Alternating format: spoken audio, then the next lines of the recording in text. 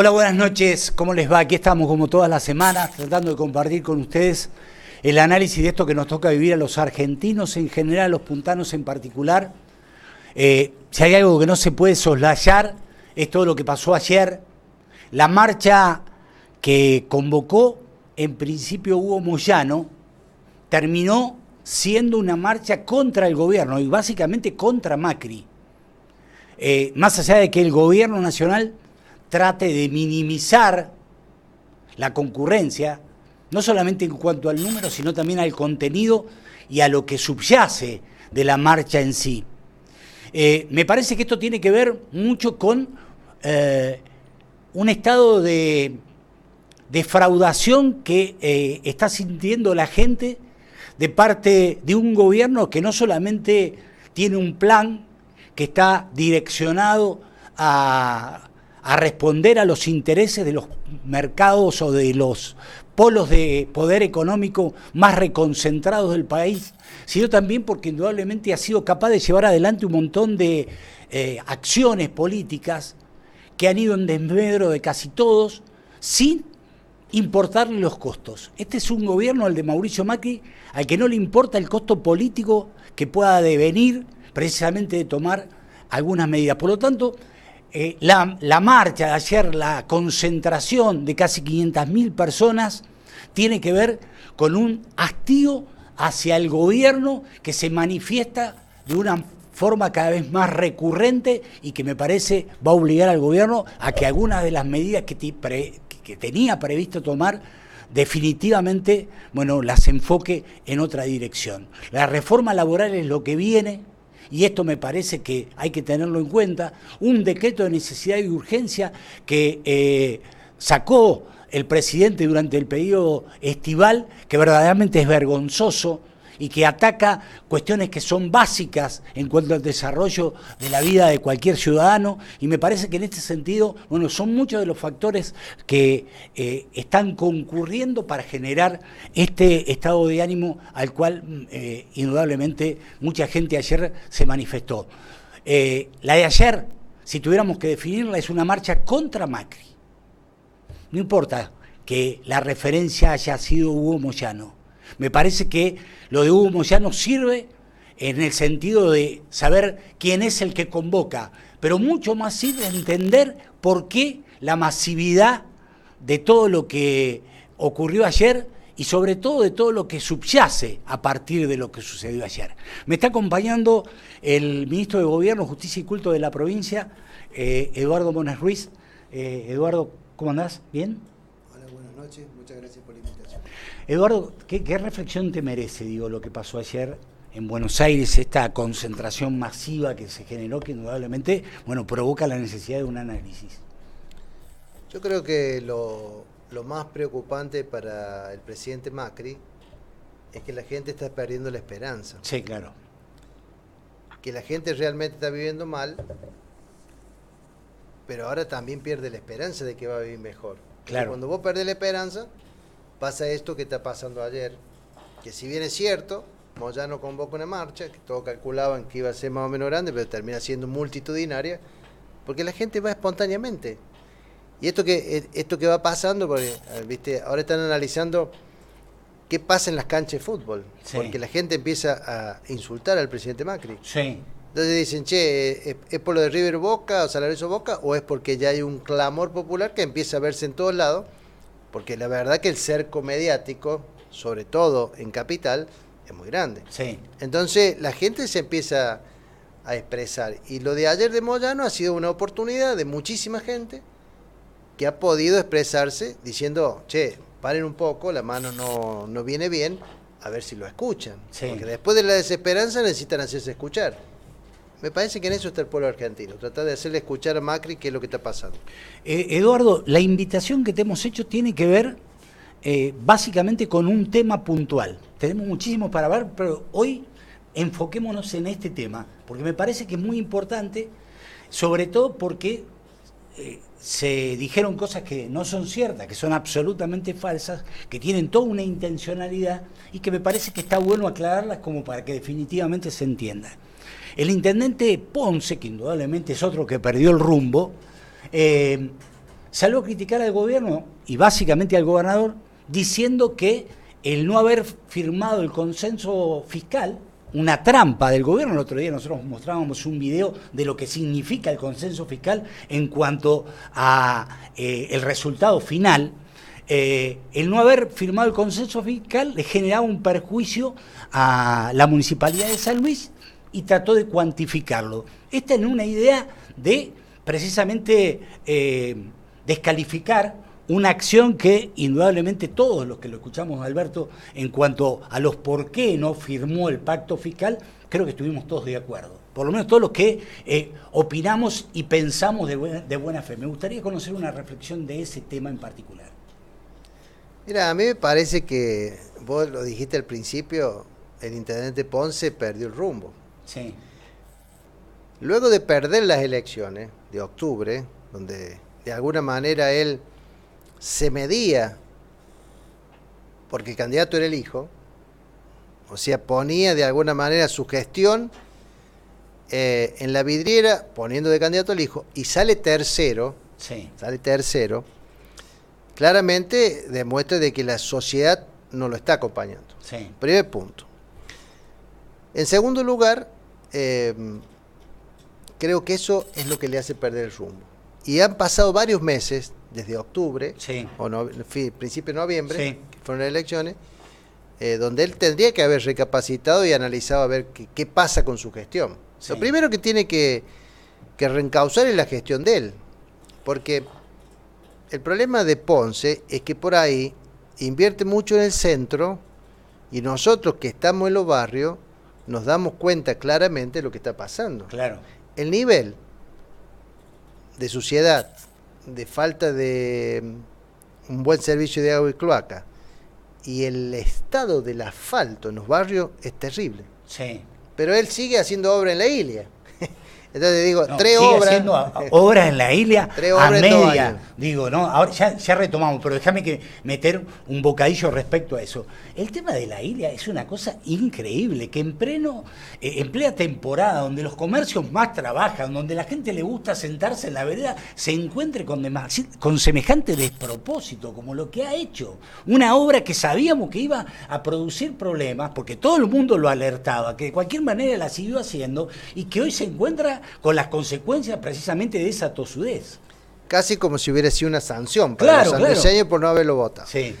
Pero bueno, ahora, yendo al tema de la crítica al gobernador por no firmar el pacto fiscal, el consenso fiscal, cuando uno está en contra de la decisión que tomó el gobierno de la provincia de no firmar, quiere decir que está a favor del asalto que le hicieron los jubilados. A favor de haberles reducido los haberes a los jubilados. Los únicos que no se pueden defender. Claro. El único gobernador o dirigente nacional que lo defendió en el Congreso Nacional de los Jubilados, por lo menos que lo puso sobre la mesa, fue Alberto Rodríguez Sá. ¿Qué tenía que hacer Rodríguez Sá? Firmar el consenso fiscal y renunciar al juicio que habíamos ganado. Claro. Renunciar a los miles de millones de pesos para que Ponce tuviera el fondo de la soja.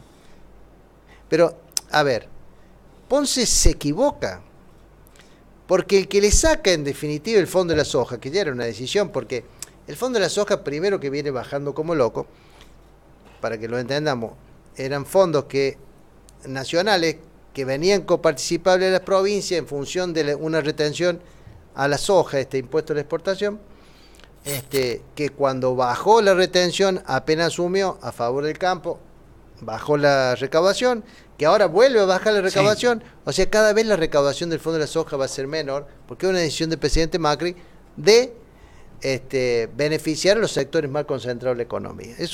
En eso parecería ser que Ponce también está de acuerdo. Entonces, nosotros le tenemos que decir, Ponce, no ha sido una decisión del gobernador, ha sido una decisión de Macri dejar de decir el fondo de la soja.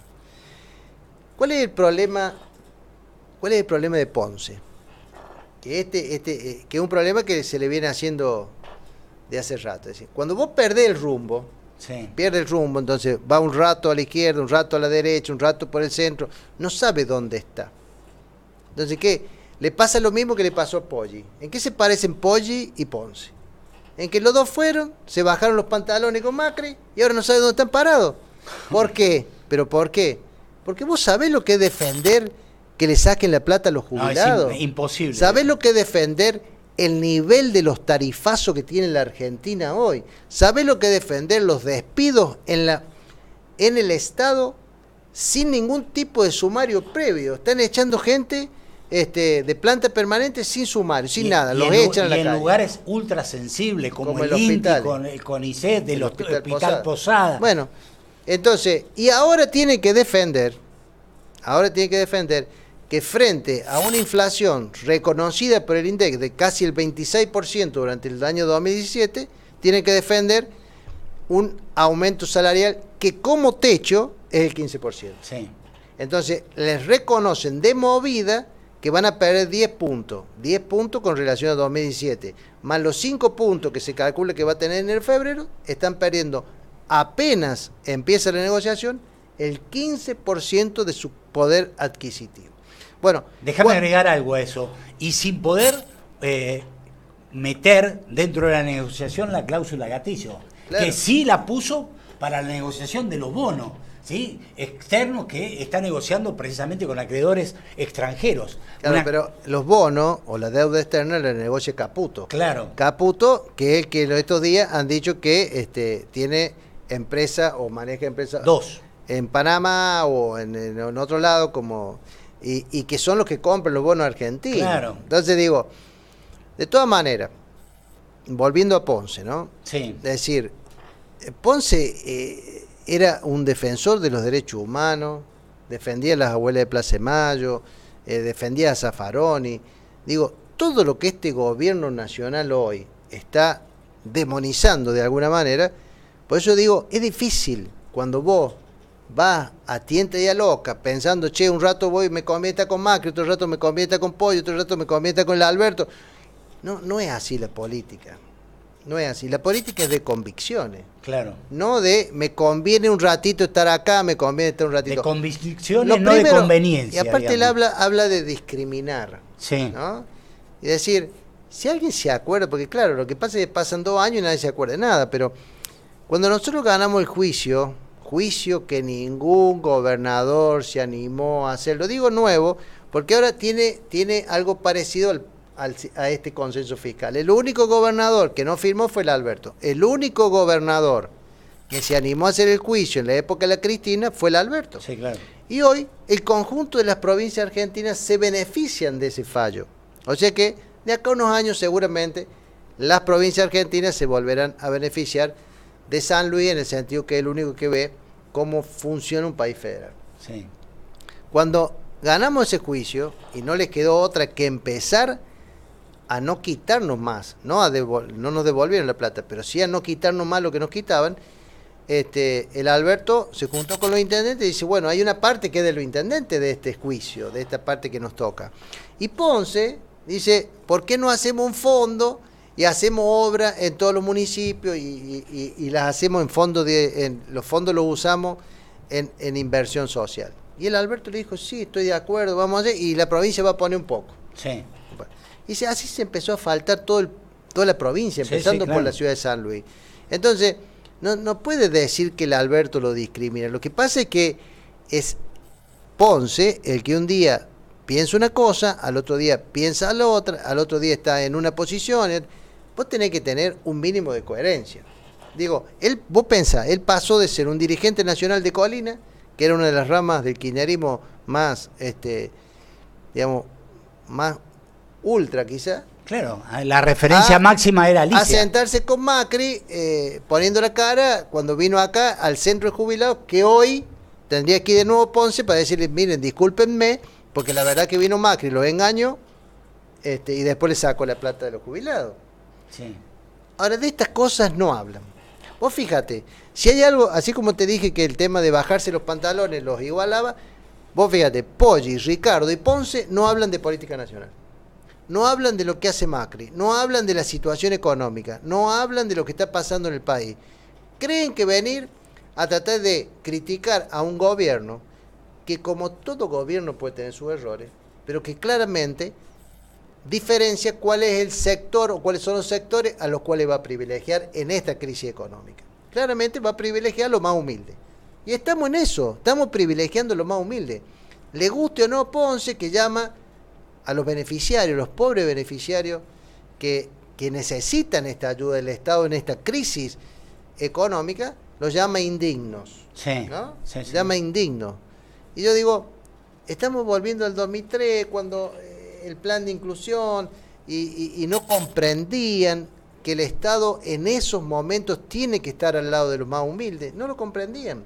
No lo comprenden ahora o no les interesa comprender. Lo que pasa, lo que yo digo, Eduardo, es que necesariamente Ponce debería entenderlo porque él es un dirigente que tiene trascendencia, porque es el intendente de la ciudad de San Luis, es decir, ha sido el intendente por 2 periodos, y me parece que él está obligado a ser menos permisivo respecto a sus vaivenes internos. Me parece que tiene mucho que ver con lo psicológico. No quiero entrar en ese terreno ni me quiero poner en terapeuta, pero indudablemente todas estas cosas de estar un día en un lugar, estar después en el otro, esto de traicionar convicciones, el hecho de acomodar los discursos en función de tus intereses, la gente lo visualiza cada vez más claro. Y la gente desecha aquellos tipos que indudablemente son capaces de traicionar principios, no solamente de traicionar espacio político, sino de traicionar a la propia gente a la que dijo en algún momento que iba a defender.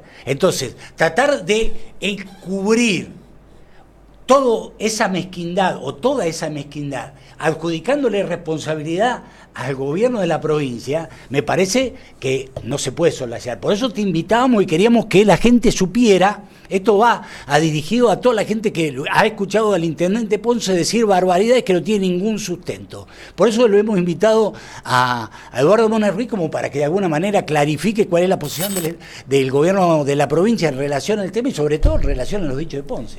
Pero fíjate que hay otro tema que digamos, que marca la diferencia con Ponce, ¿no? Porque que a veces confundir los temas. Él hace todo un relato sobre la crisis del transporte acá, ¿viste? Sí. Y que yo tengo derecho, que no tengo derecho, que la licitación, que no la licitación. Hace 20 años que los usos y costumbres en la ciudad de San Luis dicen que el interurbano entra. Ahora, ¿vos sabés por qué entra? ¿Y por qué de alguna manera nosotros defendemos esa posición? Porque el usuario que viene de todas las ciudades de alrededor o de lo que se denomina el Gran San Luis, si tuviera que pagar 2 colectivos o un colectivo, un taxi, entonces está en contra de la economía de los vecinos. Es no comprender que hay un problema económico. En un contexto bueno de la economía, podemos discutir estos temas, pero Ponce, que se dice peronista, y nosotros que somos peronistas, claramente tendríamos que estar pensando en beneficiar a los vecinos. En beneficiar, porque el que usa el colectivo naturalmente es el que lo tiene. Claro. Entonces, ¿por qué otra vez tratar de generar una diferencia como si lo único que está haciendo el gobierno de la provincia, si hace algo, primero que hace años que es así, y segundo decir, en este contexto, ¿usted cree, intendente Ponce, que le podemos pedir a los vecinos que paguen 2 colectivos? No, por supuesto que no. Que paguen un colectivo y un taxi. Claro. No le podemos pedir. Pero eso hay que tratar de tener un poquito de empatía, ponerse en el lugar de lo que está viviendo el otro, y de esa manera quizás Ponce comprenda qué es lo que está pasando, que es definitiva decir, che, ¿cómo le aliviamos los problemas a la gente? Vos tenés que ir discutiendo el gobierno de la provincia con el gobierno municipal y que te presento escrito y esto y lo otro. No, si la gente necesita vivir el día a día un poquito más tranquilo. Claro. Y por último, yo decir, bueno, yo creo que tiene que reflexionar tanto el intendente como su sector, decir, y tienen que clarificarle a la ciudad de San Luis hacia dónde van, porque después de 6 años de gobierno, sí, el 80% de la ciudad le dijo que no a sus candidatos. Sí. Pero no era cualquier candidato. Porque cuando vos pones a tu hijo de candidato, de alguna manera vos plebiscitás la gestión. Claro, sí, obvio. Entonces, el 80%, porque él sacó el 20%, le dijo que no. Y eso le hizo salir tercero y aparte le hizo perder la mayoría en el Consejo Deliberante. Claro. Entonces, yo creo que antes que ponerse a pelear con el gobernador, tema que no tiene ningún sentido, sería mucho mejor que el primero decidiera. No tiene sentido ni sustento tampoco, ¿sí? No tiene sentido, porque no le puede pedir al gobernador que firme un consenso fiscal para rebajarle el sueldo de los jubilados, para perder el tema de los juicios, para no poder reclamar nunca más. No sé, hay un montón de cosas que hoy los gobernadores se están dando cuenta. Sí, sí, absolutamente. Están absolutamente, de alguna manera, arrepentidos, pero ellos no tenían mucha posibilidad, porque no pueden pagar los sueldos, porque eso también hay que contarle al ciudadano de San Luis. Los gobernadores fueron y firmaron porque les pusieron, dijeron, no tenés fondos para pagar los sueldos, no te los vamos a dar. No, los extorsionaron, claramente, ¿sí? En diciembre vos no pagás los sueldos y el aguinaldo y te explota la provincia. Por supuesto, por supuesto. Eduardo, te agradecemos mucho la presencia, me parece que quedó absolutamente claro, es decir, queríamos que la gente entendiera cuál es la posición de la provincia en relación a muchas de las cosas que ha propuesto el gobierno de Mauricio Macri, y me parece que en ese sentido está bueno que lo hablemos, que lo pongamos sobre la mesa para que se entienda que algunas críticas tienen que ver básicamente con debilidades propias, en este caso las de Ponce, ¿sí? Nosotros le volvemos a repetir al intendente, vamos a estar del lado de los más humildes, vamos a estar del lado de los jubilados, no vamos a firmar el consenso fiscal, y lo único que pedimos es, nosotros tenemos coherencia, sabemos dónde estamos y a quiénes defendemos. Espero que él pueda decir lo mismo. Gracias, Eduardo. No, gracias. Nos vamos a la pausa, ya volvemos en instantes.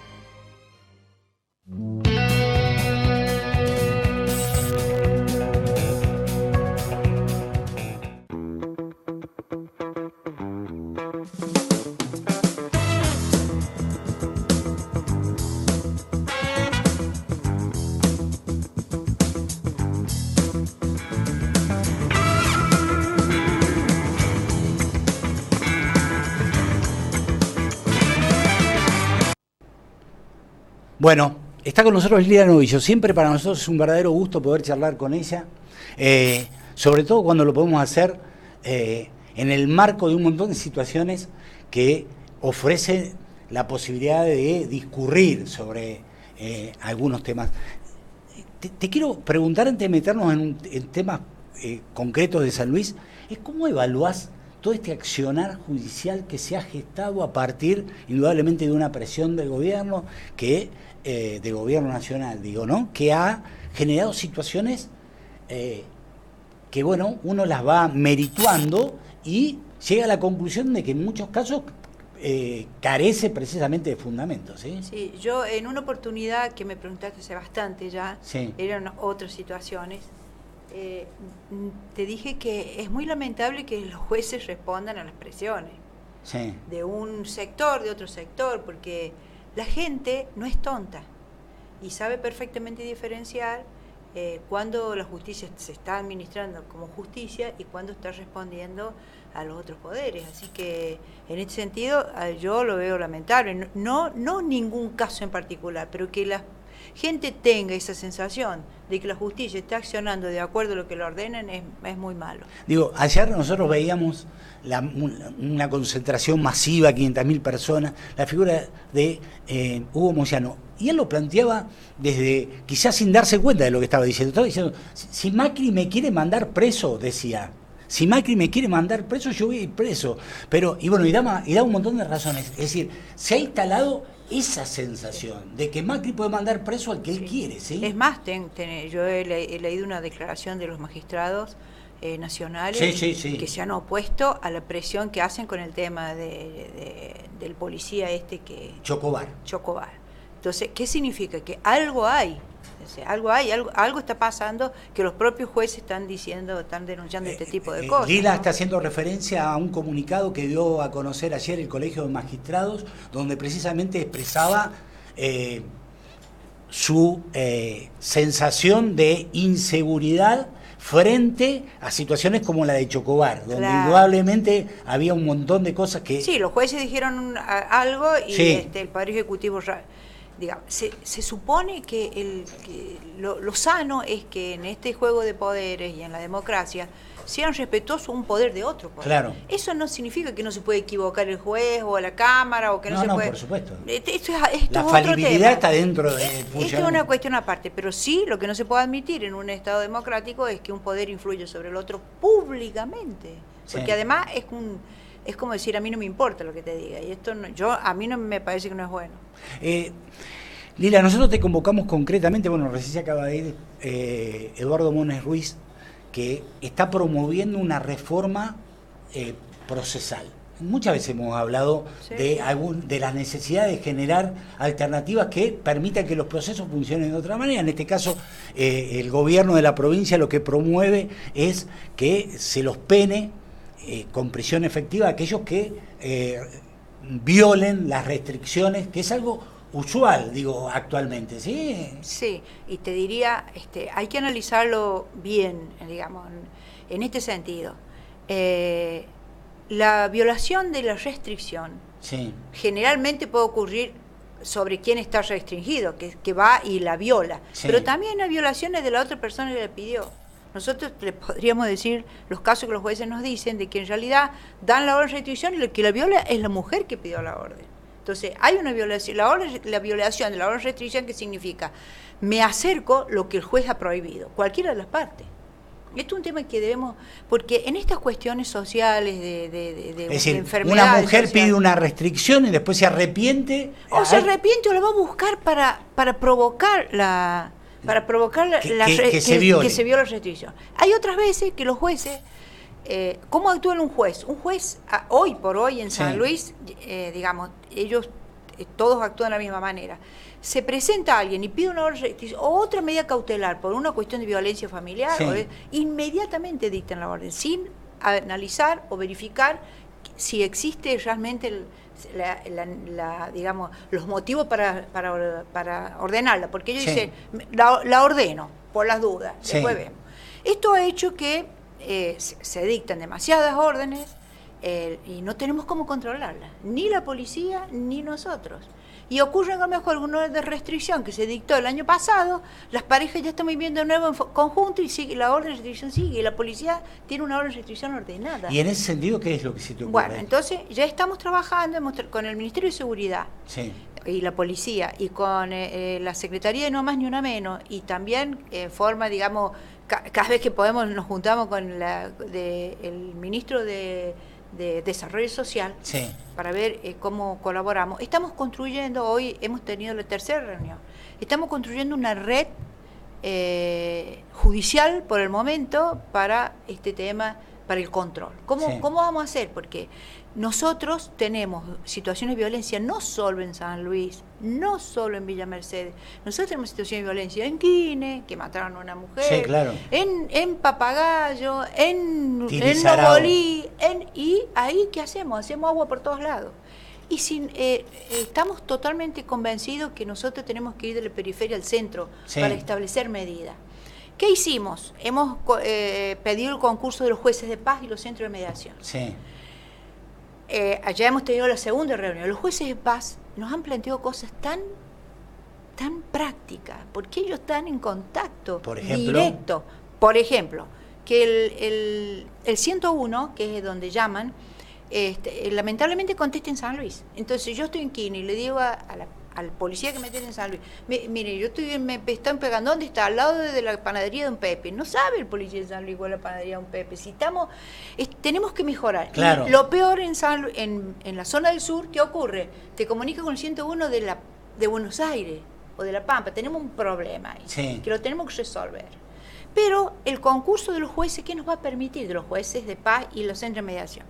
Nos va a permitir que ellos se conviertan en receptores de denuncias. Sí. Pero además, los jueces generalmente ya están trabajando en el tema de violencia con el director de la escuela, con el director de centro de salud, con la policía del lugar. Entonces le vamos a instruir a nuestros jueces, estamos haciendo un protocolo, que lo queremos presentar la Semana de la Mujer como darle el pie de, digamos... Sí. Los jueces nuestros van a tener que ahora, cuando sea en el interior, notificar todas estas medidas cautelares al juez de paz. El juez de paz se tiene que hacer responsable de la recepción de la denuncia, el cumplimiento de las órdenes de restricción y el control de la orden de restricción. Claro. Entonces vamos a extender la justicia por todo el territorio provincial. Claro. Porque no te olvides que además los jueces de paz tenemos los centros de mediación. Sí. Que excepto en 2 departamentos hay uno en cada departamento. Que además ha sido un éxito su implementación y todo. Y además hay gente que con voluntad, como decirte, el director de la escuela, el director del hospital, hay gente que son becarios, que ahora que hay becarios que se ofrecen justamente para extendernos en el recurso humano. Es decir, nosotros tenemos lo que hablaba el doctor recién con el doctor que lo escuchaba. Nosotros tenemos, no se firmó el pacto fiscal ni se pagan las deudas. Esto implica que tenemos que ajustarnos los cinturones, agudizar la inteligencia para resolver estos temas sin generar gastos y recursos. Claro. Entonces, para esto nos tenemos que juntar el Poder Judicial, el Poder Ejecutivo, los becarios, juntarnos y hacer redes, que es lo que mejor funciona cuando tenemos problemas sociales de esta naturaleza. Entonces, se ha creado, dependiendo del procurador de la provincia, una oficina de denuncia en San Luis, otra en Villa Mercedes y otra en la tercera circunscripción. A ese lugar van a caer todas las denuncias, incluidas las de los jueces de paz, de acuerdo a la jurisdicción, ¿no? Sí, sí. Pero esa oficina de denuncia tiene al lado un cuerpo técnico que, como hacen en la Corte, la oficina de denuncia de la Corte, va a evaluar el riesgo rápidamente. Entonces el juez, cuando dicta una medida, no lo va a dictar así porque me la propone, sino en función de las características. Estos evaluadores del riesgo o el juez de paz que le va a informar al juez. El juez de paz, cuando recepta una denuncia, le va a elevar la denuncia, pero va a hacer un informe, que el informe ambiental del juez de paz es el más fidedigno. Claro. Porque la conocen a todos. Por supuesto. Es decir, ustedes lo que están haciendo es elevar a los jueces de paz a una categoría en cuanto a niveles de darle más trabajo. Supervisión el juez de paz, y demás. Claro, el juez de paz es un juez de la Constitución. Sí. Pero ellos han ido ganando espacio. Sí. Hoy, porque nosotros lo hemos reconocido y le hemos puesto en el lugar que corresponde desde el superior tribunal.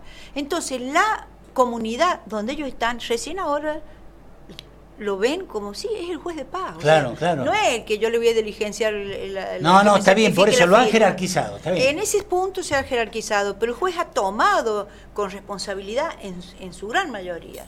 Generalmente son gente joven, con mucha responsabilidad, y ellos son los que están armando esas redes sociales, que lo hacen por la militancia que tienen dentro del Poder Judicial. O sea, este es un tema se entiende además, esto es practicidad pura, es decir, este es el problema, vamos a ver cómo lo resolvemos. Esto no son grandes cosas, esto son cuestiones cortitas, sensibles, y tenemos que buscar cómo resolverlo. El otro día estuvo Alejandro Casi, uno de los temas que hablamos fue ese, y él lo que decía que nosotros, la provincia lo que debía hacer es una reforma procesal mucho más amplia. Creo que coincidimos en cuanto a que es necesario. Ahora, me parece que también es necesario tomar alguna medida concreta en relación a un tema que es recurrente, que es este, ¿sí? Hacer una reforma procesal al fondo, como ha dicho Cacá, es muy necesaria. Por ejemplo, el hecho de que los tribunales de San Luis estén despapelizados y intercomunicados, porque ustedes piensen, los jueces de paz no se recibe más papel, el juez pasa y comunica por el sistema, es mucho más fácil, mucho más sencillo. Claro. Esto nos permite a nosotros plantear las reformas en procedimientos, como por ejemplo las subrogaciones. Sí. Las subrogaciones, que nos traen muchos problemas, porque por allí se enfermó un camarista penal.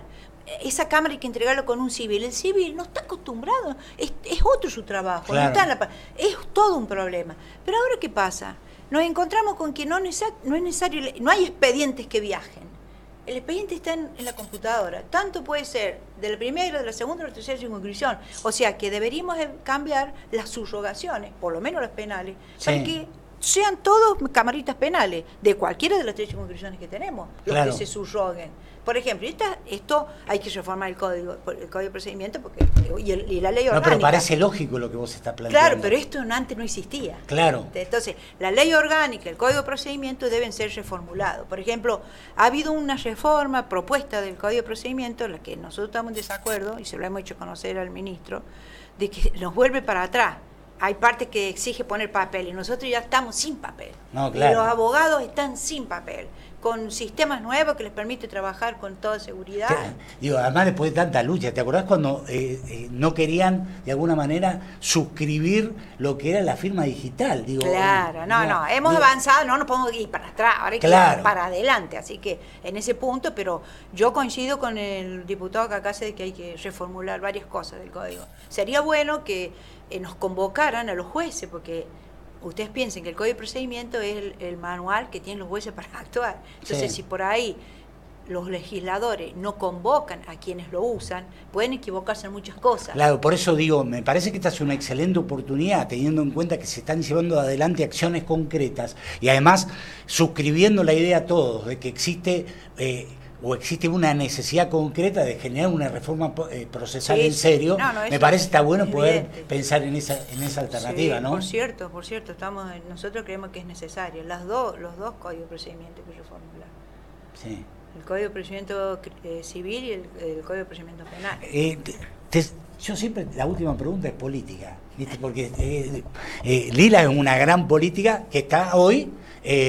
También haciendo política, pero nada más que no es político partidario. Le pusieron un corset, entonces ella está ahí y no se mueve. Digo, ¿cómo evaluás la situación del país hoy y la situación de la provincia y lo que generan la figura de Alberto y Adolfo? Bueno, por lo que escucho... Estoy hablando de política nacional. Sí. Más... Por lo que escucho, digamos, porque ustedes piensen que nosotros tenemos relación con todos los ministros de otras provincias, es más, tenemos grupos de WhatsApp. Sí. Por lo que escucho, hay una especie de admiración por la posición de San Luis. De admiración puedo decir, no se arrodilló. Entonces, esto, en ese punto, yo creo que es muy loable.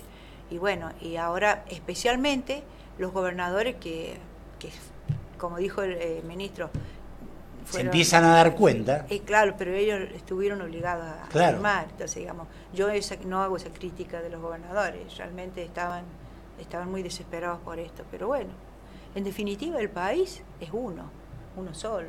Y bueno, todos tenemos que procurar mejorar, pero el responsable es el que maneja el barco. Sí, que en realidad parece cada vez más a la deriva, ¿no? Me refiero al barco. Esperemos que no, y que de alguna manera pueda volver a poner el auto arriba de la ruta, que en este momento está en la banquina y hay una cantariza. Todos cometemos errores y hay que sentarse a resolverlo. Es nuestra responsabilidad institucional. Resolver los errores cometidos por nosotros mismos. Bueno, señora, esta fue nuestra primera entrevista en el año. Espero que se repita muchas veces. Como no, se está trabajando muy bien en cosas nuevas en el Poder Judicial, así que cuando usted quiera, le voy a mandarle gente especialista. Por supuesto, eso vamos a hacer, que además dio tanto resultado cuando lo hicimos. Sí, es verdad. Es cierto. Gracias, Lila. Nos vamos a la pausa. Tenemos otros invitados que tienen muchas cosas para decir. A ver, Julián, vení. ¿Fernando está? Sí. Fernando Salino. Con él vamos a hablar. Yo no lo había visto, Fernando, pero siempre es bueno hablar con Fernando porque tiene mucha claridad conceptual, hace que las cosas se entiendan fáciles. ¿Sí? Y como tenemos muchas cosas para hablar, gracias, Lila. No, al contrario. Pausa, cuando volvamos, Fernando Salino.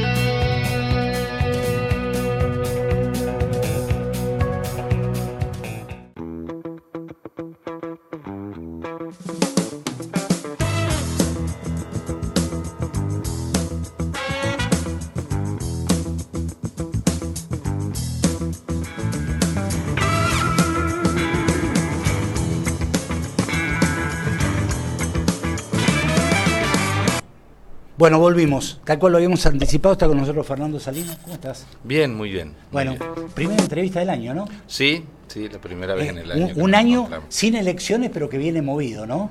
Sí. Sí, sin elecciones, digamos.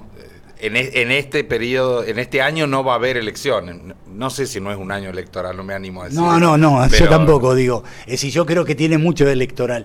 Pero, digo, antes de meternos en un montón de cuestiones que podemos charlar, me gustaría que me contes cómo está la Universidad de La Punta, siempre con innovaciones que son de alguna manera afines a lo que está demandando el mundo hoy. Sí, digo, ¿sí? Me parece que eso nos está hemos bueno. mantenido con la actividad del verano, Sí, es decir, sí. los talleres de verano y llegar a los lugares que llegamos siempre, y estamos en una etapa muy interesante programando la actividad. Hemos puesto a la consideración del gobernador algunas cuestiones que van a ser innovadoras, que van a ser interesantes en la línea que siempre siguió la universidad.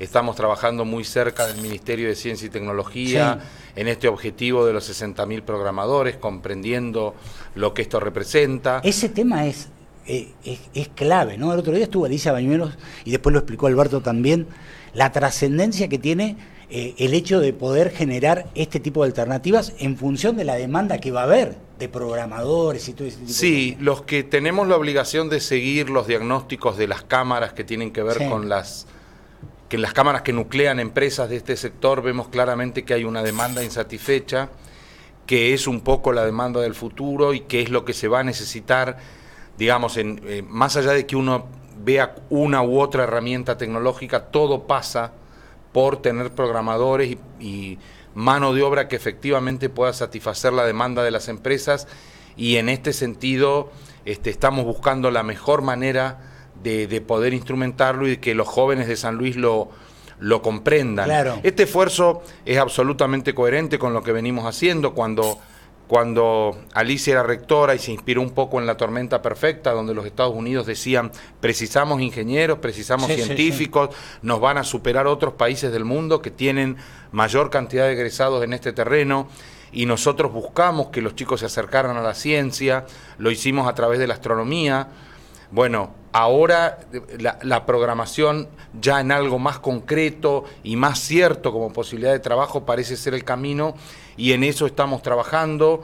Vamos a seguir mirando muy de cerca el cambio climático, que siempre perjudicó a San Luis y que además la tuvo como pionera, como una provincia efectivamente preocupada en esto. Y bueno, y estamos muy atentos a la realidad provincial para ver efectivamente qué es lo que la provincia necesita y qué es lo que la universidad puede proveer. Por supuesto, estamos trabajando en drones, estamos trabajando en impresoras 3D, estamos trabajando en laboratorios, en espacios de trabajo coparticipado, trabajo colaborativo, que nos permita seguir creciendo en este sentido, y hay algunas iniciativas que, bueno, como están puestas a consideración del gobernador, no me animo a develarlas, pero van a ser, van a concretarse. Fernando, una vez más la provincia se pone a la vanguardia de un montón de temas que indudablemente van a ser los temas que la sociedad va a entrar a demandar, y que me parece que el hecho de poder tener el know-how, tener la estructura como para darle sentido y sustento a esa demanda es fantástica. Sí, me parece que como pocas veces la comunidad científica, la Argentina lo sabe. Claro. La Argentina lo está apreciando de un modo distinto, no el oficialismo nacional, pero digamos, los científicos de la Argentina saben lo que pasa en San Luis, y vamos a trabajar en este sentido, porque a partir de algunas actitudes del gobernador que han sido muy bien vistas, y a partir de una difusión importante que siempre la intentamos, y a veces nos salió mejor y a veces nos salió peor, pero hoy la comunidad científica sabe que hay en San Luis una posibilidad importante, sabe que se investiga, sabe que tenemos un centro astronómico donde observamos fenómenos, no fenómenos porque estamos en una abstracción científica de gente encerrada en un laboratorio, sino porque estamos buscando soluciones concretas a los problemas de la gente, y hoy estas herramientas que manejamos pueden brindar esa solución. Y que aparecen en contraposición a las decisiones que viene tomando el gobierno nacional, que no solamente echa gente del Hospital Posada, sino que echa gente del CONICET, del INTI. Hay francamente un desprecio. Parece una locura que se tomen este tipo de decisiones, pero es lo que está pasando, ¿no? Es lo que está pasando, hay francamente un desprecio y es preocupante, sobre todo si uno mira hacia dónde va el mundo. Sí. Es decir, no es un problema... Uno podría decir, son dos cuestiones distintas, estamos atrasados y otra cosa es nos estamos atrasando. Si nosotros no vamos a los temas que tenemos que ir y a aquellas cuestiones que efectivamente van a marcar el futuro del mundo, inevitablemente vamos a quedar fuera de la lógica y fuera de las posibilidades. Y cuando hablo de posibilidades no hablo solo de cuestiones estrictamente científicas en abstracto. Sí. Hablo de cuestiones de salud, hablo de cuestiones de diagnóstico, de cuestiones de educación, de cuestiones deportivas, de cuestiones de transporte, de cuestiones de defensa nacional. Sí. En todos estos temas la tecnología y los temas de los que habla el mundo están generando un progreso muy grande, del cual evidentemente si no hacemos algo nos vamos a quedar afuera. Fernando, te pido que avancemos sobre este análisis, si te parece. Vos recién decías... Hoy la sociedad científica está mirando muchas de las cosas que se han hecho aquí en la provincia de San Luis, que de alguna manera la ponen en la vanguardia de un montón de sucesos que inexorablemente van a suceder y que, bueno, eso parece absolutamente saludable. Hoy San Luis, la figura de Alberto, sobre todo a nivel nacional, la figura de Adolfo, tienen un relieve que indudablemente... es muy importante. ¿Cómo analizas ese proceso? Ya te lo estoy personalizando la cosa, porque, digo, a nivel nacional, el modelo San Luis, de lo que hemos hablado tantas veces y tanto hemos hecho para tratar de instalarlo, bueno, hoy está definitivamente instalado. Sí, yo creo que hay una cuestión, no digamos fortuita, pero coyuntural, que nos otorgó una oportunidad. Sí. Es decir, está por un lado el oficialismo nacional, el cambiemos, el radicalismo adhiriendo a esto, y como que del otro lado quedó una oposición que no encontró forma, Sí. No sé si liderada, pero con Cristina Kirchner, que sacó la mayor cantidad de votos de una serie de potenciales líderes políticos, lo cual la encumbró, porque hay que ser muy miope para no saber que alguien sacó 3,5 millones de votos, que casi en una soledad, si se quiere, lideró un espacio. Esto hay que reconocerlo. A mí a veces, obviamente cada periodista dice lo que quiere, pero cuando hay un desprecio absoluto por esto, o sea, si yo fuera Sergio Massa y tengo que referirme a quien en una elección a la par me sacó semejante ventaja, lo haría con otro respeto. Miraría la cuestión más allá de consideraciones personales o de evaluaciones sobre la gestión.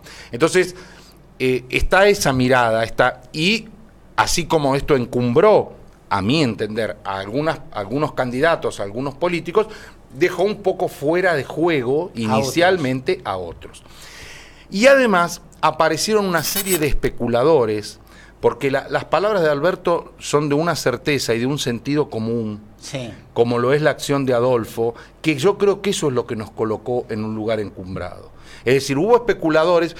¿Qué estoy diciendo con especuladores? Personas que entendieron, cuando Alberto dice el 19 ya fue, creyeron algunos. En realidad lo que creen es que no le pueden ganar a Macri.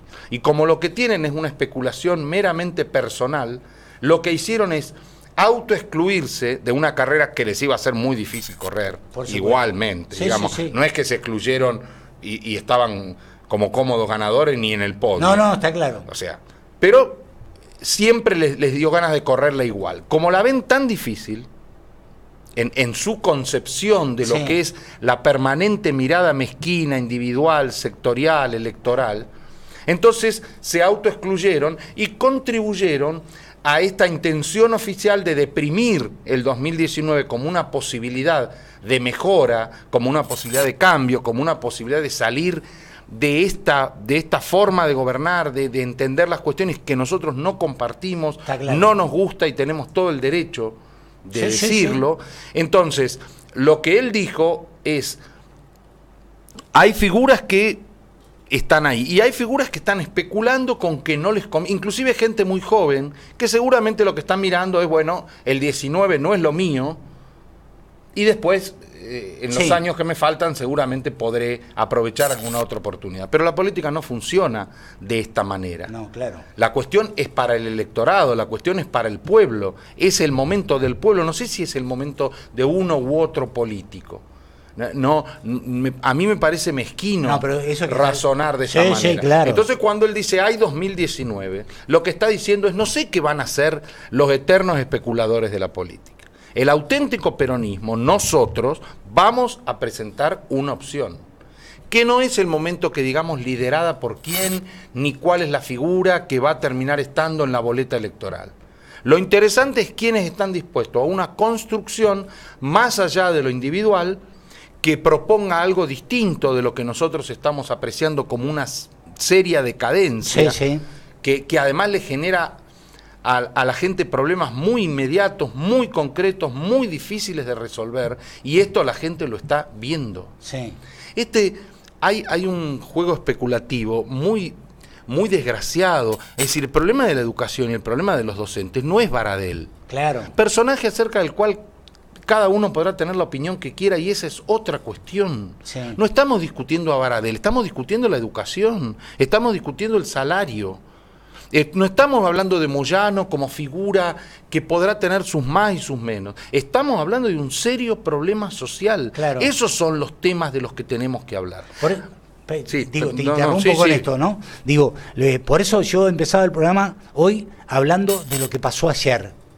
Es decir, si nosotros tratamos de personalizamos lo de ayer y lo metemos a la figura de Moyano como la referencia de lo que pasó ayer, es una lectura equivocada. La de ayer es una concentración masiva, hay que juntar 500.000 personas. Sí, obviamente. ¿Sí? Contra Macri, contra el gobierno, contra la desesperanza, contra la desilusión. Hay un montón de gente que lo votó a Macri y que hoy está desilusionada por todas las medidas que ha tomado Macri. Hay que llevar adelante una reforma previsional. Este tema lo hablamos, Fernando. Digo, el costo político es altísimo. A Macri no le importó.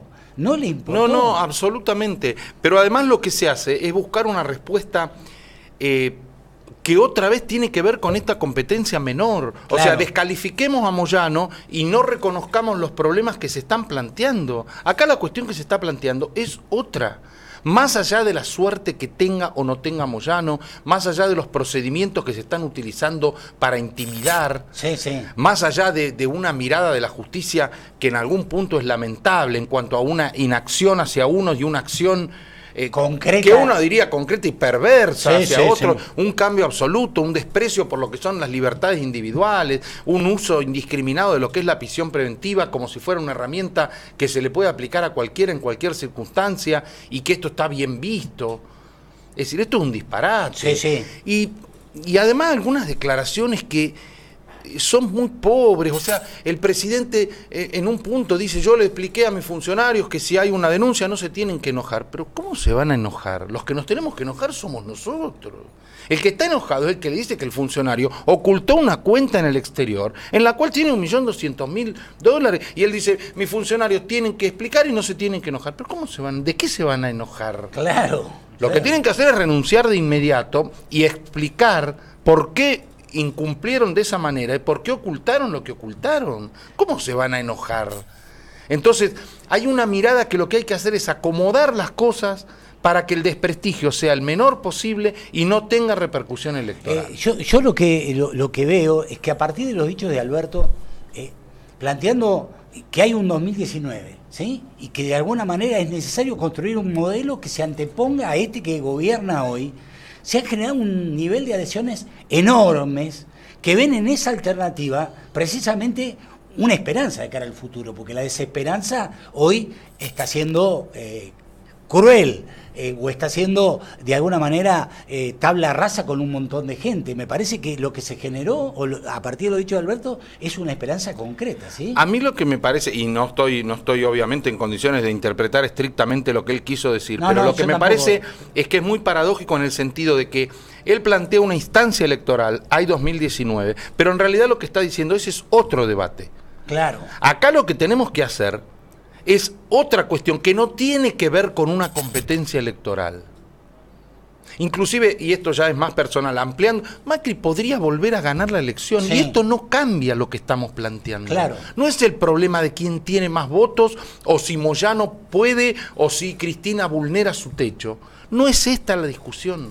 Estamos hablando otra cosa, estamos hablando de pobreza, estamos hablando de exclusión, sí, sí. Estamos hablando de que se cierran lugares donde se atiende la salud, de que se abona el desempleo, de que hay de que se dice absolutamente distinto de lo que se hace, de que el ministro de Trabajo tiene una empleada en negro e invita a los empresarios a blanquear a sus empleados en un disparate, que por lo menos uno pediría disculpas y no sigas con una prédica que está claramente marcando que vos no hacés lo que decís. Sí. Y esto no es una forma de convivir en democracia. A mí me da la sensación como que el gobierno busca, es casi un provocador. Está planteando una paritaria con un techo del 15% cuando se dio a conocer la inflación del año 2017, que fue casi el 26%. Es imposible bajar 10 puntos la inflación como para acomodarte al techo de la paritaria, que encima excluye a la cláusula gatillo. Por eso yo digo, es como que el gobierno incita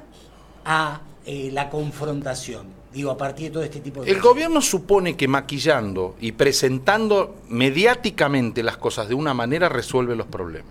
Y los problemas no se resuelven, porque la realidad golpea y la inflación es la que es, y ya hay madurez suficiente como para medirla como se debe medir. Sí.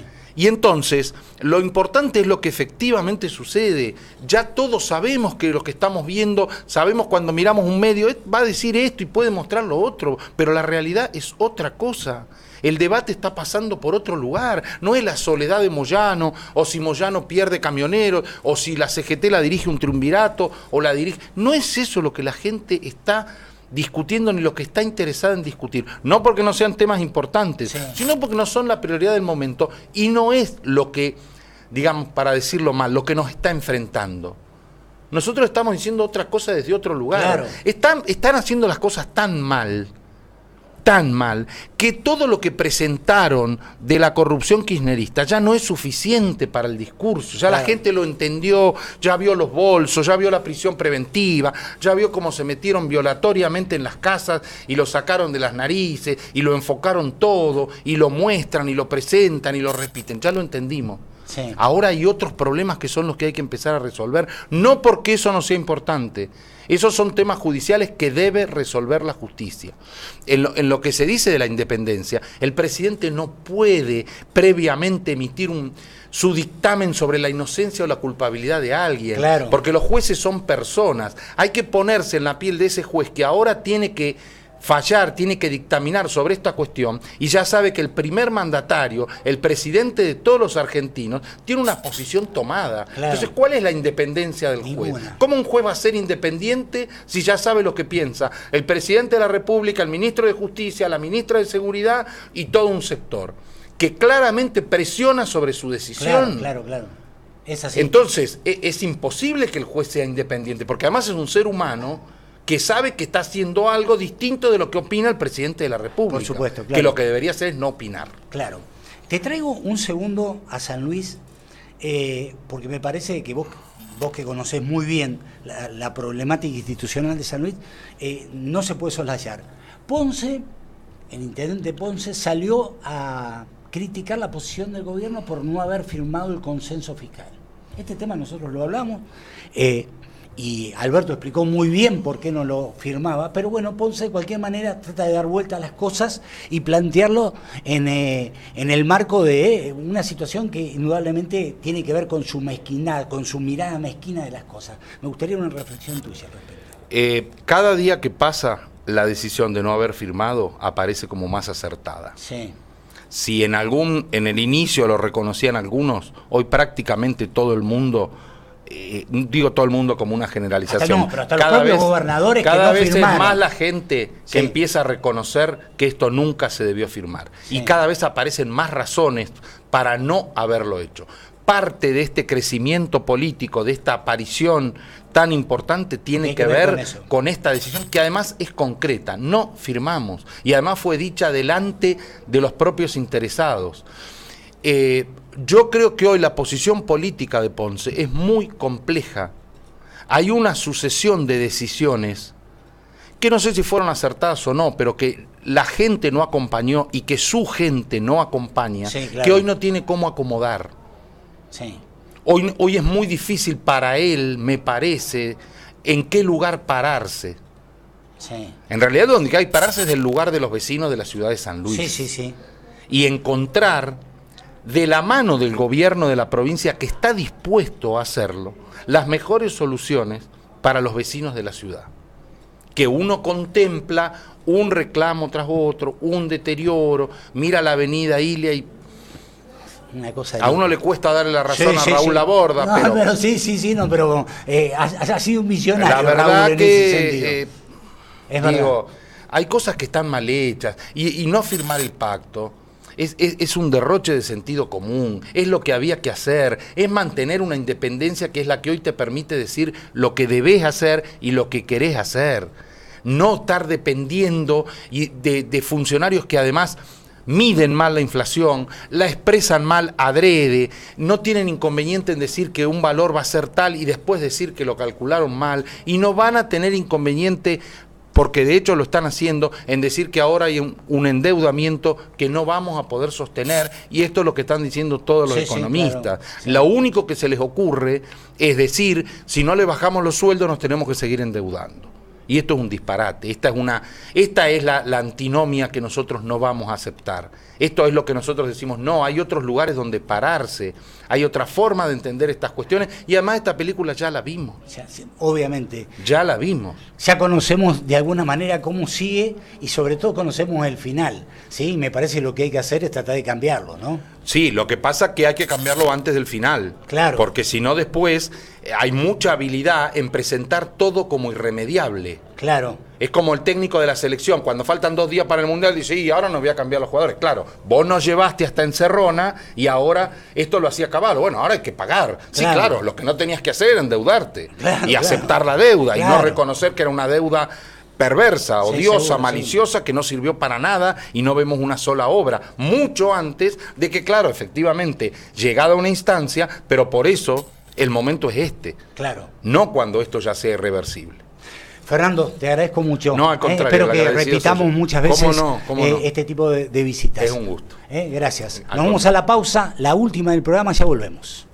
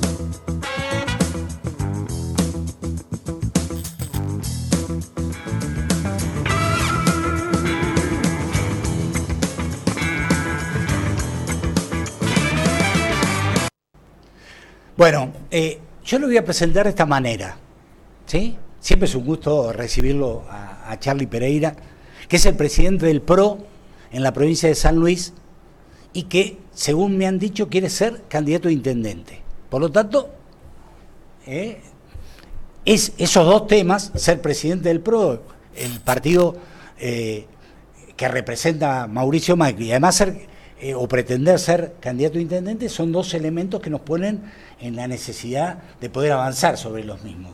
¿Está bien lo que estoy planteando? Sí, está perfecto. Lo de ser presidente del PRO, eso no hay ninguna duda porque lo sos. Es una realidad institucional. Es una realidad institucional.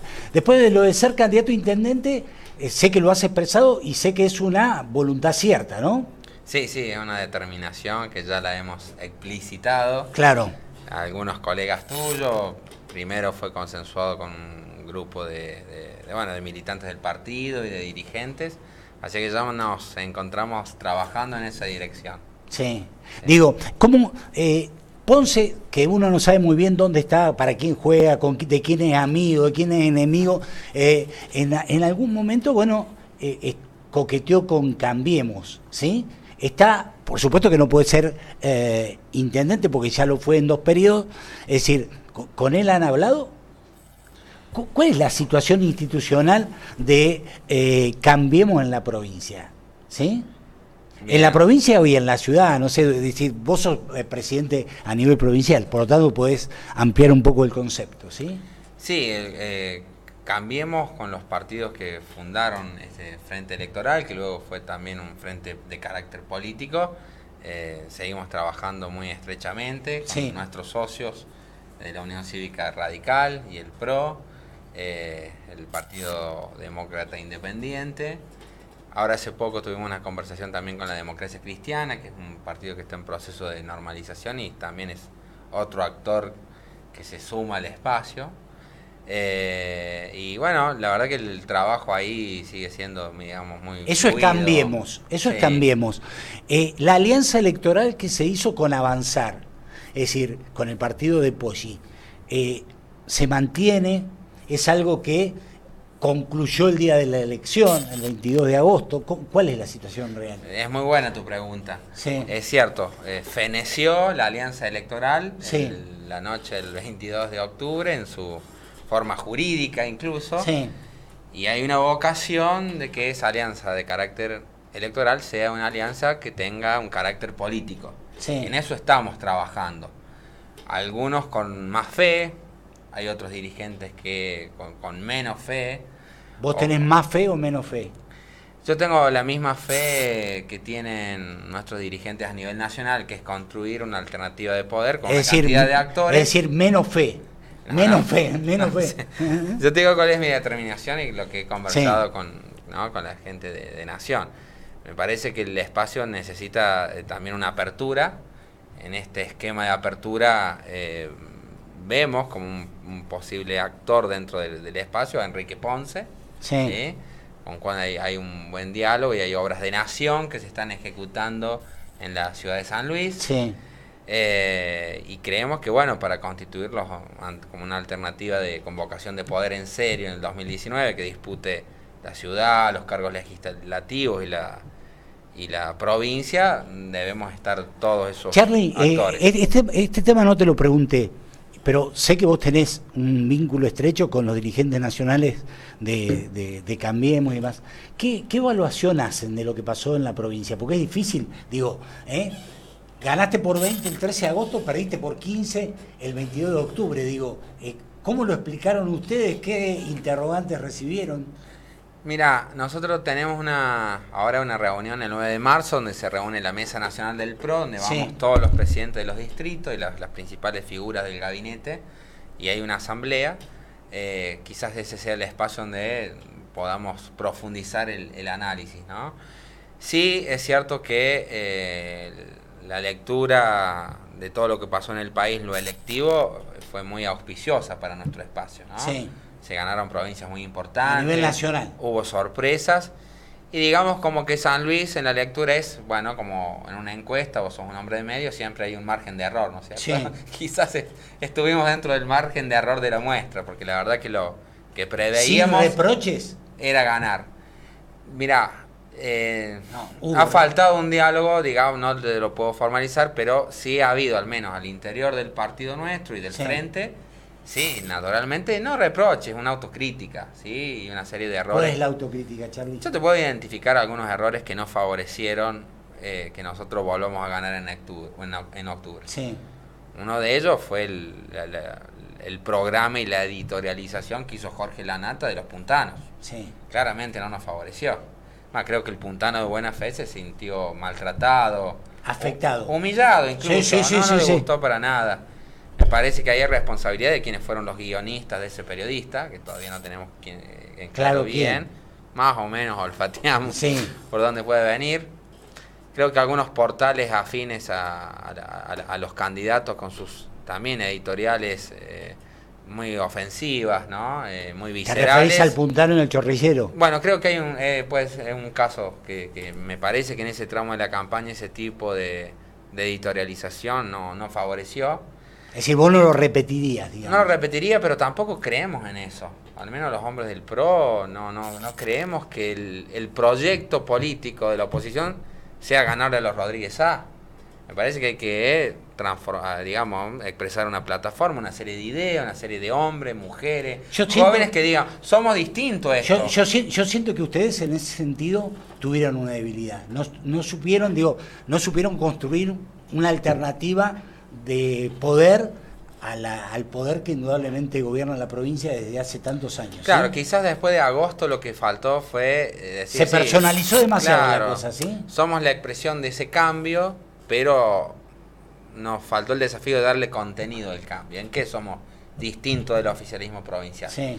Y bueno, pero también es cierto que por otro lado, haber conseguido que el 43% de los votantes nos elijan en esa final, en ese segundo tiempo, sí, es auspicioso de cara al futuro. Me parece que también fue un frente muy, digamos, formalizado, con poca vida. Está bien.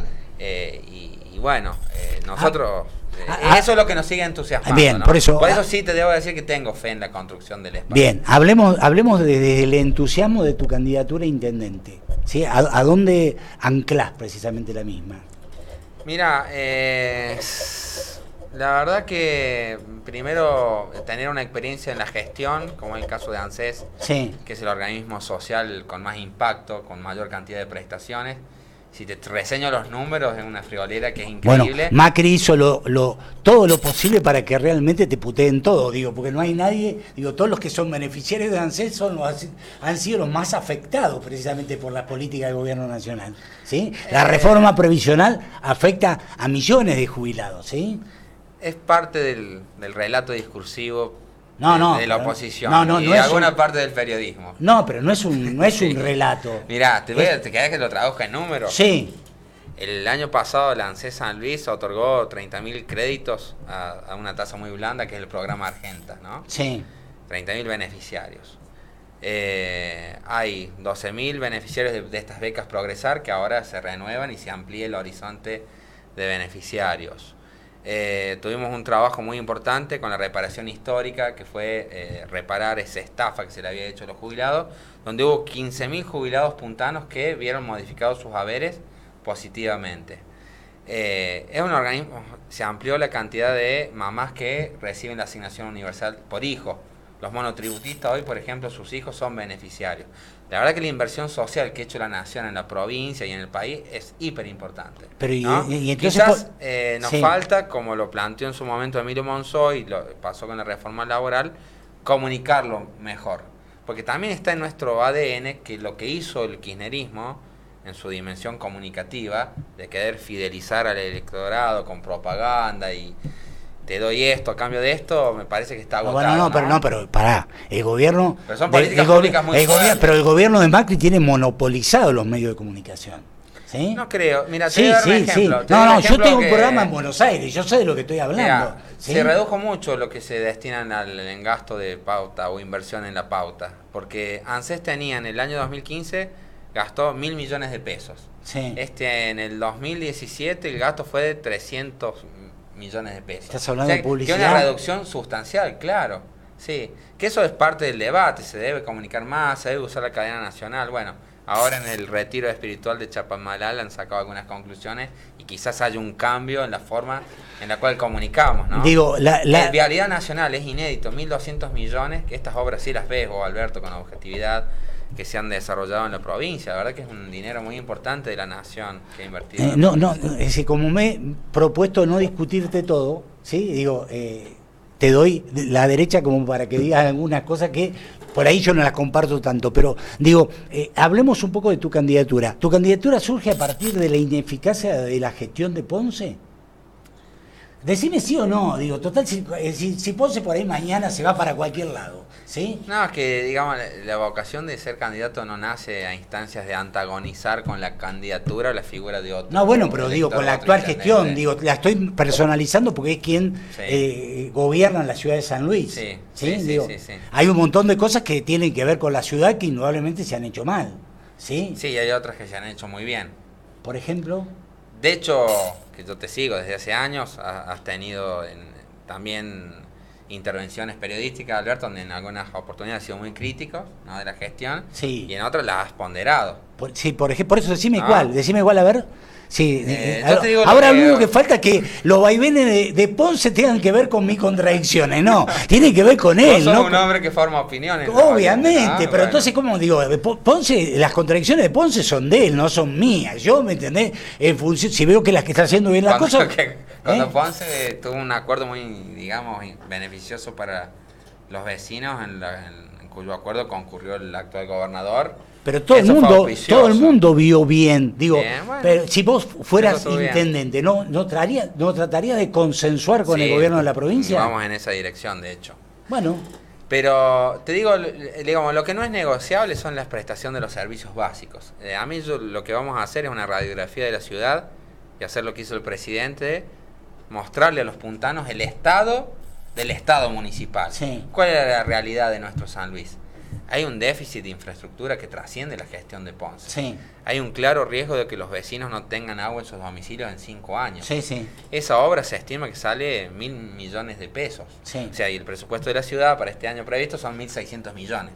¿Qué necesitas? Asociarte en serio con la provincia y con la nación. Claro. Entonces, el tema del agua potable y la llegada del suministro de agua es una cuestión crítica que no es negociable en un Por margen supuesto, de prioridades. claro. Esa, cloaca, las competencias tradicionales del municipio, la recolección de residuos, digamos. Pero después el vecino tiene una agenda y hoy el 60% de los electores tienen menos de 30 años.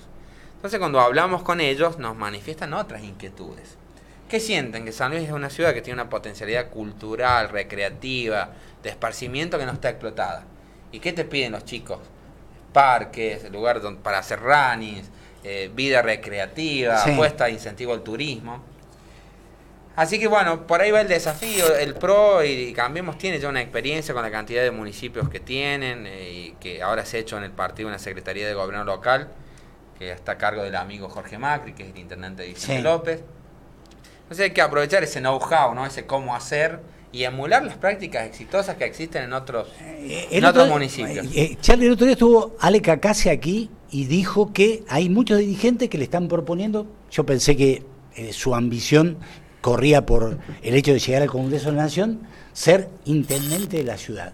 Si el escenario fuera real, es decir, Sí. vos querés ser intendente, Alejandro Cacase a lo mejor quiere serlo. ¿Cómo te imaginás que se estaría dirimiendo esa situación? A mí, en primer lugar, me entusiasma mucho y nos pasa en el plano del partido con quienes han manifestado intenciones para ser candidato a gobernador, Sí, que es el caso de Bartolo, sí. Bartolo Audale y de Ángel Ruiz. ¿Sí? Sí. Entonces digo, en un partido que tiene pocos años, digamos, en la construcción política en la provincia, que haya dos emergentes con distinto caudal de voto, con distinta trayectoria, pero que manifiesten esa voluntad de jugar fuerte, Sí. digamos, como decimos sí, está claro. en criollo, me contenta mucho, de hecho, como presidente del espacio, ver... Digo, la idea es que haya más candidatos del PRO. No, digo, incluso dentro del frente, que también que haya emergentes, bueno, de todo...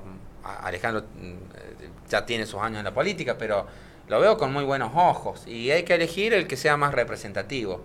Y esto hay un dato objetivo que son los números. En la encuesta, quién es el que en mejores condiciones está de poder Pero yo darle una tengo propuesta entendido, a los vecinos. pero que yo tengo entendido, Yo en ese sentido me encuentro en este momento muy bien. pero yo tengo entendido, Cuando vos decís sí. que hablando de lo del ANSES, la verdad que lo hemos medido incluso con consultoras que hemos contratado. La verdad que el índice de aprobación de esa gestión, De la gestión. es bastante positiva la ecuación. Y eso te ayuda. Y me ha ayudado un montón, la verdad, porque me ha permitido relacionarme. En el ANSES hay distintas prestaciones. Desde el inicio de un expediente previsional de un magistrado, de un juez, Sí. hasta el de un ama de casa. O sea que el segmento de personas que atendemos vertebra todos los, digamos, los segmentos de edades Y sí, Pero no me respondiste lo que te pregunté. Te pregunté, la idea es que haya más candidatos del PRO. Yo tengo la sensación que en el 2017 ustedes se dieron muchos espacios y se quedaron con casi nada. Sí, en el caso del PRO nos quedó muy poco, la verdad. Sí. En esa negociación no fuimos muy inteligentes en la forma de consensuarlas. Sí. Y de cerrarlas, ¿no? Así que esperemos que con esa experiencia hoy nos va a encontrar parados de otra forma, ¿no? Sí. Pero digamos, si es Alejandro candidato o quien sea, está bien, es saludable para el elector. No, pero si vos querés ser candidato y él quiere ser candidato, vos tenés que hablar mal de Alejandro Cacase. Si, No, yo sé que no lo vas a hacer porque vos sos bueno. Y No, además pero Alejandro vos que no lees a merece. Durán Barba de la campaña negativa ya no va más. No, yo claro. voy a hablar de mis cualidades, digamos. Muy y bien. con eso me está yendo bien. Yo que quiero promover la discordia, mentira, no, nunca lo hice, lo voy a empezar a hacer ahora. Digo, realmente es saludable, bueno, que tengas esta pretensión, que lo estés exponiendo y bueno, nosotros te vamos a dar espacio siempre para que lo Muchas puedas de alguna gracias. manera divulgar, ¿sí? ¿Vos ves que tiene color? ¿Lo tuyo? Sí. Sí, color amarillo tiene, ¿sí? Bueno, ¿no es menor o no? No, El por partido eso- del presidente, ¿qué color tiene? Amarillo, Bueno. por eso, amarillo, digo. Sí, digo, también guarda que vas atado a la suerte del presidente, ¿eh? Sí, una muy buena suerte para el 2019. Bueno, yo no estaría... Hay 2019 para el PRO también, como dice. No, por eso decía digo. Salinas recién. No, y como decía Alberto, digo, Para cambiemos. yo no sería tan optimista, pero de cualquier manera, bueno, yo no voy a tratar de bajarte ese optimismo de ninguna manera, vos seguís manejándote como quieras y nosotros te vamos a seguir invitando. Gracias, ¿eh? Bueno, gracias y bueno, felicitaciones por el ciclo acá y te sigo. Tuviste un amigo de invitado en Buenos Aires, Yamil Santoro. Amigazo. Ah, Está buen chico. hoy. Es decir, ahora el programa que ya grabamos, que está saliendo en CN23, está Yamil Santoro, en un debate con Guillermo Moreno, ya que hacemos la publicidad ahora, porque estamos saliendo a través de CN23 también, en un debate con Guillermo Moreno que realmente es imperdible. Charlie, gracias. Gracias, buen año. Gracias, de la misma manera. Nos vamos. Gracias por haber estado. Chau.